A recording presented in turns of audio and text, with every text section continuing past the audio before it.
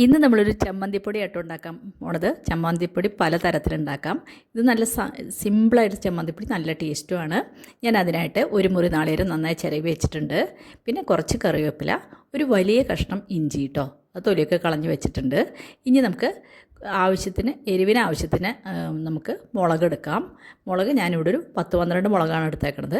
പിന്നെ കുറച്ച് പുളി എടുത്ത് വെച്ചിട്ടുണ്ട്. ഇനി നമുക്ക് നാളികേരം ഒന്ന് നന്നായി വറുത്തെടുക്കാം. ഒട്ടും എണ്ണ ഒഴിക്കാതെ ചീഞ്ചട്ടി ചൂടായപ്പോൾ അതിലേക്ക് നാളികേരം ചിരകിയത് കൊടുത്തു.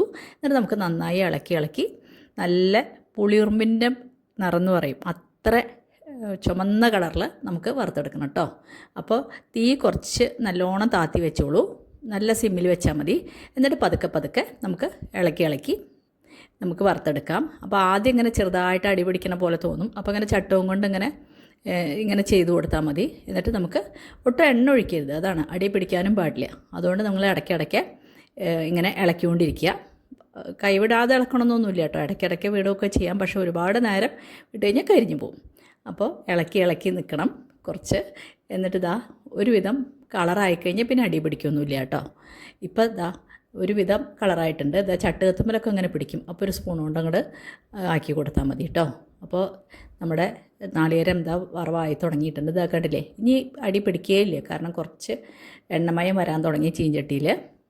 ഇത് നമുക്ക് നല്ലോണം ഇളക്കി ഒരു നല്ല ചുമപ്പ് നിറമാവണം. ആയിട്ടൊന്നുമില്ല, ഇനിയും നല്ല ചുമപ്പ് കളറാവണം, അതുവരെ വറക്കണം കേട്ടോ.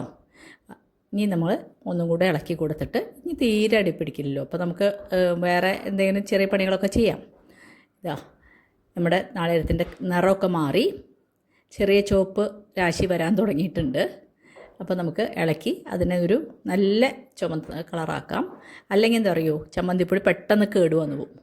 അപ്പോൾ ഒരുവിധം നല്ല കളറായിട്ട് വന്നിട്ടുണ്ട്. ഇപ്പോൾ ഇനി കുറേശ്ശെ എണ്ണ പുറത്ത് വരാൻ തുടങ്ങും ഈ നാളികേരത്തിൻ്റെ. അപ്പോൾ നമുക്ക് ഓഫ് ചെയ്യാം കേട്ടോ. അപ്പോൾ നമ്മുടെ നാളികേരം ഒരുവിധം തയ്യാറായിട്ടുണ്ട്. കണ്ടില്ലേ, നല്ല നിറമായിട്ടുണ്ട്. ഞാൻ വാങ്ങിയെടുക്കട്ടെ കേട്ടോ. വാങ്ങിയെടുത്തു നാളികേരം.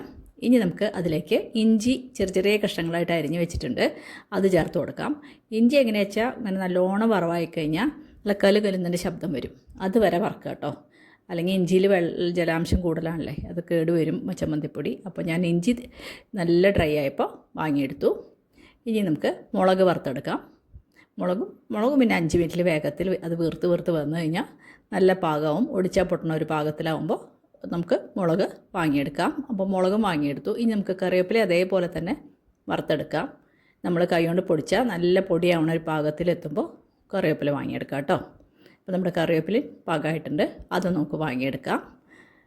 അപ്പോൾ ഞാൻ കറിവേപ്പില വാങ്ങിയെടുത്തു. ഇനി എല്ലാം കൂടിയിട്ട് ഒരു പ്രാവശ്യം കൂടി നമുക്ക് ഒന്ന് ചൂടാക്കിയെടുക്കണം. അപ്പോൾ ഞാനാദ്യം നമ്മുടെ നാളികേരം വറുത്തതും മുളകും ഇഞ്ചിയും കറിവേപ്പില എല്ലാം ചേർത്ത് കൊടുത്തു. ഇനി നമ്മളതിലേക്ക് കുറച്ച് കായപ്പൊടി കൂടി ചേർത്തിട്ട്, പിന്നെ ആവശ്യത്തിന് ഉപ്പും കൂടി ചേർത്ത്, പിന്നെ നമ്മൾ പുളി ചേർത്തിട്ടുണ്ടായിരുന്നില്ല, പുളിയും കൂടി ഇട്ടിട്ട് നമുക്കൊന്ന് ചെറുതാക്കി ചൂടാക്കി എടുത്തിട്ടതിന് ശേഷം, അപ്പോൾ പിന്നെ ഉപ്പും എല്ലാം എല്ലാ ഭാഗത്താവുമല്ലോ. അപ്പോൾ ഒന്ന് ഇളക്കി അതിന് ശേഷം നമുക്ക് ഒന്ന് ചൂടാറിക്കഴിഞ്ഞാൽ പൊടിച്ചെടുക്കാം. അപ്പോൾ ചൂടാറി ഞാൻ പൊടിച്ചെടുക്കട്ടെ കേട്ടോ. പൊടിക്കുകയെന്ന് പറഞ്ഞാൽ ഒരുപാട് സ്മൂത്ത് ആയി പൊടിക്കരുത്, നല്ല പൗഡറൊന്നും ആക്കരുത്, തരുതരുന്നതിനുള്ള പൗഡറാക്കിയാൽ മതി. നമ്മുടെ ചമ്മന്തിപ്പൊടി കണ്ടില്ലേ തയ്യാറായി. ഇതേപോലെയാണ് ഇത് ചോറിനും കഞ്ഞിക്കും നമുക്ക് നന്നായി കഴിക്കാം. നല്ല ടേസ്റ്റാണ്. കുറച്ച് തൈരിൻ്റെ കൂടെയൊക്കെ കൂട്ടുകയാണെങ്കിൽ ഭയങ്കര സ്വാദാട്ടോ. അപ്പോൾ എല്ലാവരും ഉണ്ടാക്കി നോക്കിയിട്ട് അഭിപ്രായം പറയണം. എൻ്റെ ചാനൽ ആദ്യമായിട്ട് കാണുകയാണെങ്കിൽ ലൈക്ക് ചെയ്യാൻ മറക്കരുത്, അതേപോലെ സബ്സ്ക്രൈബ് ചെയ്യാൻ മറക്കരുത്. ഇനിയൊരു പുതിയ വീഡിയോ ആയിട്ട് വീണ്ടും കാണാം.